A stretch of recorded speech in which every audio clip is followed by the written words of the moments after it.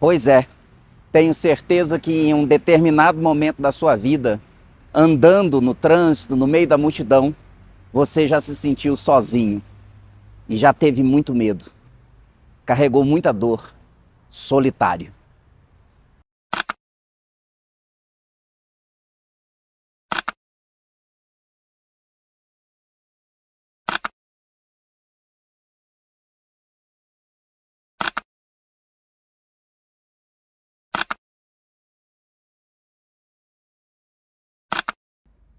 E você carrega algum desses medos que a gente viu? Eu também carrego medo, eu também carrego dor, carrego angústias. Às vezes vocês percebem, me olham, né? E às vezes têm a impressão de que nada acontece. Acontece muita coisa. Tem até uma particularidade que eu preciso contar para vocês. Essa eu preciso contar. Faz pouco tempo até, não faz muito tempo não. Eu visitei uma casa onde tinha dois jovens que não estavam vindo mais no instituto. E conversa vai, conversa vem, e vem a pergunta que não quer se calar, né? Por que você não faz instituto? Por que você não vai? O que te impede? Não era tão longe assim. A família, você percebe que daria conta de pagar 2 passagens por semana. E eu fiquei ali curioso, né? E de repente um deles olhou para mim e falou assim: você é velho, seu papo é de velho, suas piadas são de velho. Eu queria dizer para vocês que fazia muito tempo que um comentário não doía tanto. E eu compadeço de você. Se alguém te disse alguma coisa e você se ofendeu, você não se sentiu bem, te doeu na alma, é algo que eu não posso mudar. Eu não tenho como equilibrar a minha idade, eu não tenho como voltar a minha idade, eu não tenho como reduzir. Eu não sou igual aquele filme que o cara nasceu novo, não, nasceu velho, foi ficando novo, eu esqueci, Benjamin Button, alguma coisa desse tipo, não é? Eu não tenho capacidade de mudar isso. E ouvir isso para mim, que uma pessoa não estava indo no instituto por minha causa e por algo que eu não conseguia mudar em mim mesmo e só vai piorar, doeu muito. Eu sei que você carrega dores de coisas que talvez você também não consiga mudar nunca, que talvez só piore, só agrave, como vai acontecer com a minha idade. E naquele dia doeu muito, eu voltei para casa e fiquei incomodado vários dias. Incomoda, eu sei que é dor, eu sei que dói, eu sei que algumas coisas têm impacto em nós. Apesar do que o Senhor disse em Doutrina e Convênios, na seção 19, isso foi lá quando a igreja foi restaurada, em 1830, lá em Nova York, o Senhor disse o seguinte: pois eu, Deus, sofri essas coisas para que não precisem sofrer, caso se arrependam. E vem aquela pergunta, né? Por que eu sofri de algo que eu não preciso me arrepender? E nem posso me arrepender e nem é pecado. E hoje eu precisava conversar muito com vocês a esse respeito. As dores, as angústias, aquilo que dói na alma e como que Jesus Cristo agiu.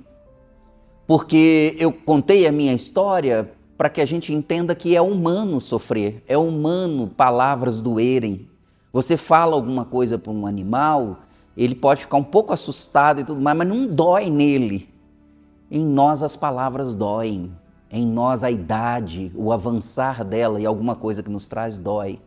Talvez a sua dor seja pela sua cor, talvez seja pelo seu peso, o que excede ou o que falta.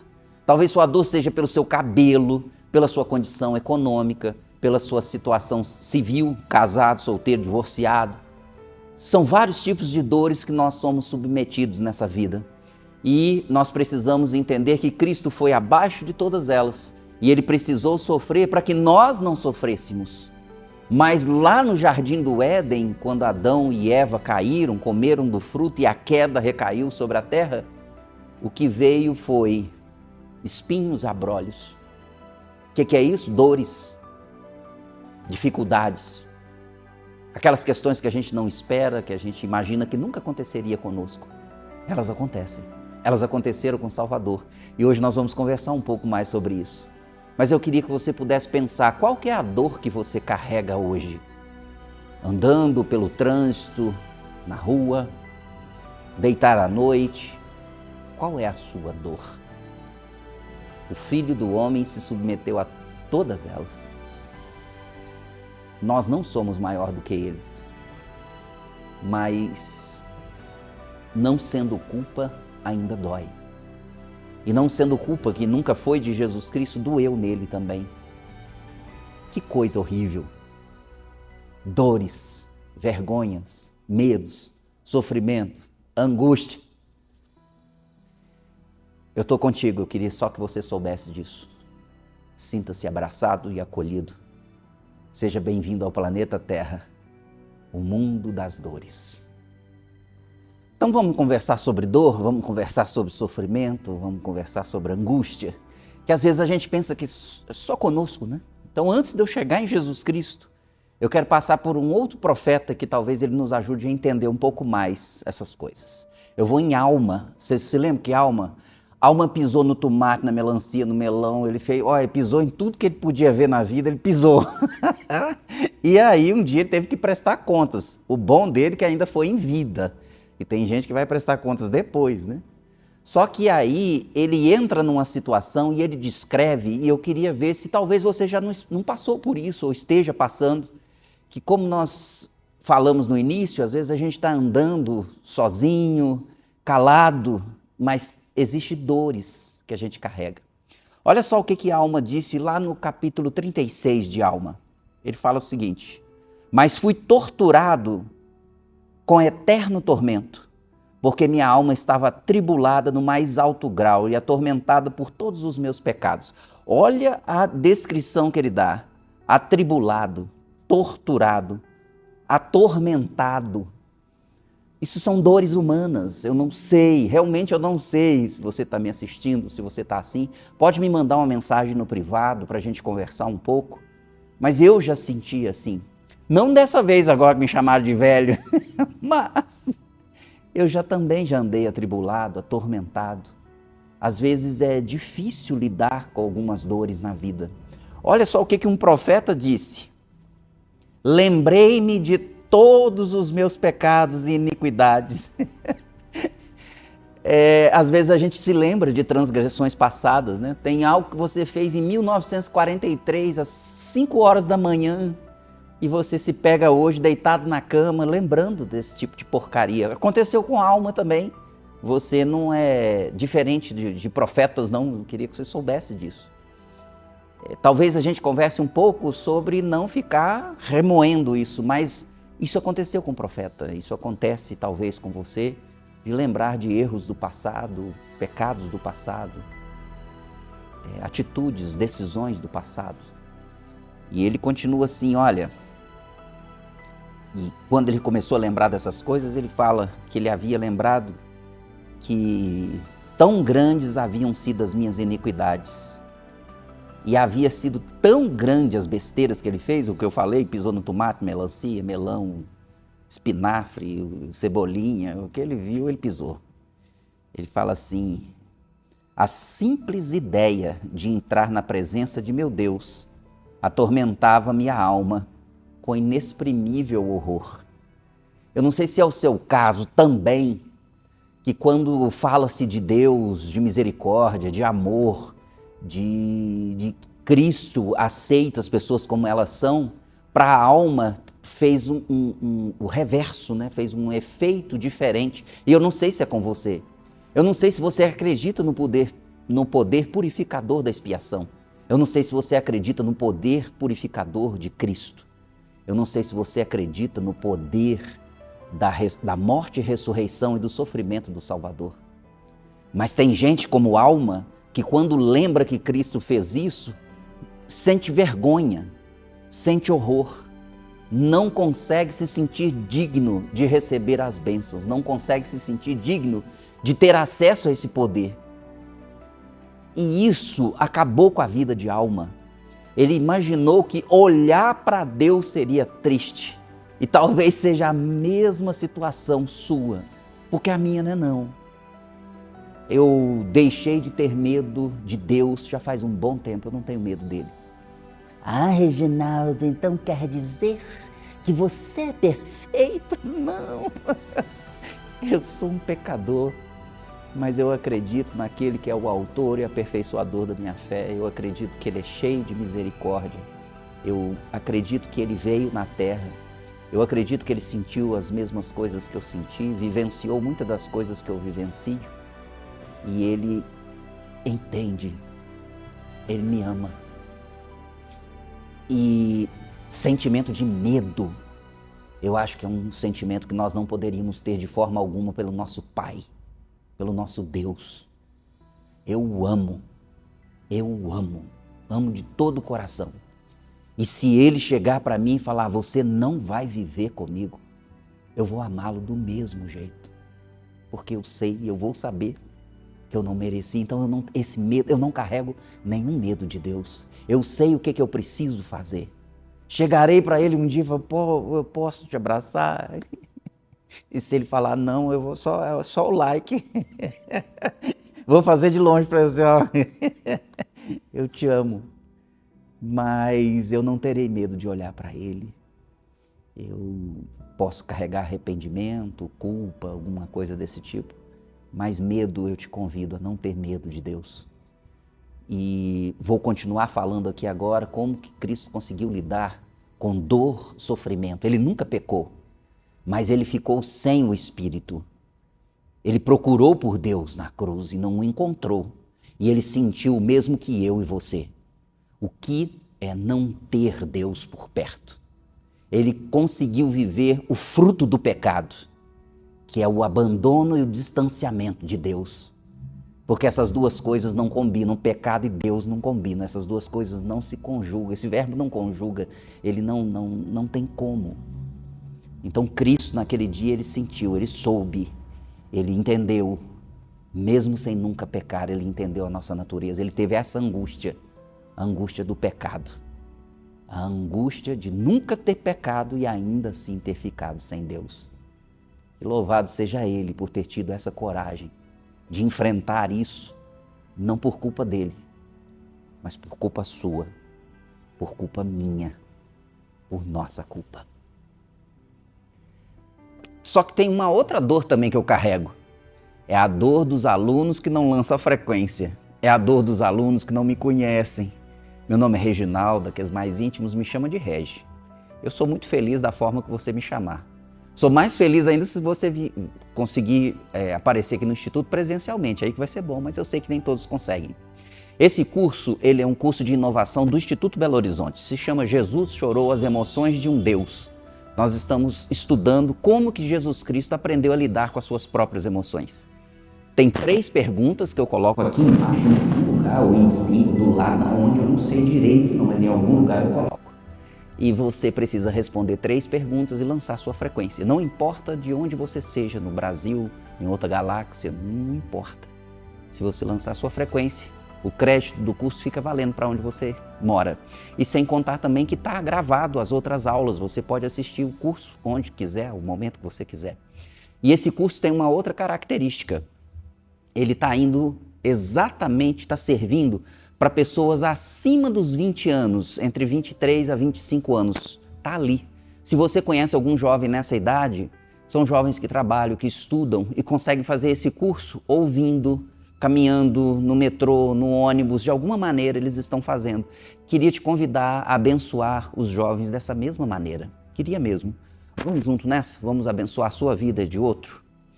Só que, então, voltando agora, eu queria conversar sobre o sofrimento de Cristo, a dor, a angústia. Sabe essa dor que você carrega? Sabe essa angústia, essa pressão no peito? Sabe esse sentimento ruim que você carrega? Jesus Cristo esteve ali, sem merecer. Ele esteve exatamente ali. Uma das coisas que ele faz no jardim do Getsemane, se você lembrar, ele chama 3 dos seus amigos mais íntimos, Pedro, Tiago e João. Chamou os 3, falou assim, vela comigo, fica comigo. Primeiro, no meio da angústia, sabendo o que ia acontecer, ele chama as pessoas para uma ceia. Ele estava com elas, conversou com elas, lavou o pé dessas pessoas que eram seus apóstolos. Então, se tem uma coisa para atravessar sofrimento, esteja com seus amigos, divirta, coma junto, brinque, troque experiências, confidências. Foi isso que ele fez naquele dia. Fala as verdades, fala do que está sentindo. Diz também que naquele dia ele cantou o hino. É uma excelente performance. Não é isso. Vou corrigir esse pedaço, tá, Cista? É um excelente exercício, uma excelente prática. Cantar hinos nos momentos de dores. Escolha um hino que você gosta, escolha alguma coisa que você se identifique e cante. Conheça a letra do hino, conheça quem escreveu a letra, saiba algo da melodia. Isso faz bem, muito bem.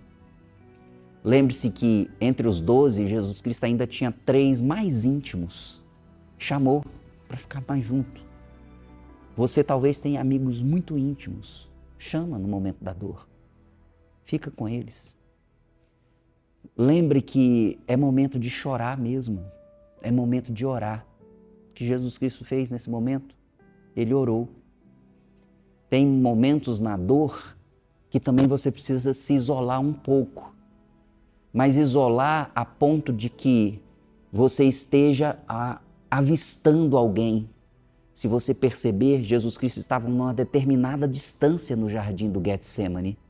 Os seus amigos o viam e ele também via os seus amigos. Então não é isolamento total. Cristo não ficou totalmente isolado. Estava por perto. Não se isole no momento da dor. Aceite as ajudas.